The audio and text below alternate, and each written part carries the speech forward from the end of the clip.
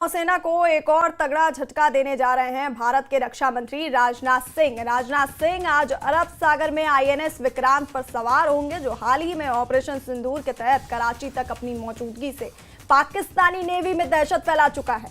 पहलगाम हमले के बाद पाकिस्तान को डर था कि इस बार जवाब नेवी से मिलेगा, और हुआ भी कुछ ऐसा ही।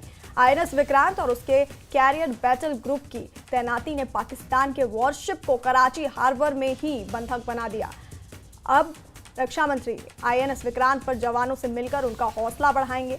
इससे पहले वो श्रीनगर में थल सेना के बेस और भुज में भारतीय वायुसेना के बेस पर पहुंचे थे।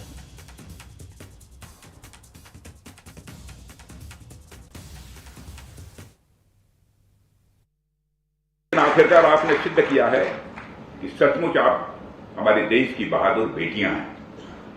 आपने यह सिद्ध किया, पार पाते हुए आपने इस मिशन को सक्सेस दी है। इस मिशन को आपने सफल बनाया है। जो साहस आप लोगों ने दिखाया है वह सिर्फ हमारी नेवी के लिए ही नहीं बल्कि पूरे देश के लिए, या मैं यूं कहूं कि पूरी मानवता के लिए अपने में एक मिसाल है, अपने में एक एग्जाम्पल है। और यह एग्जाम्पल इसलिए भी और इम्पॉर्टेंट हो जाता है क्योंकि इसे हमारी बेटियों द्वारा किया गया है।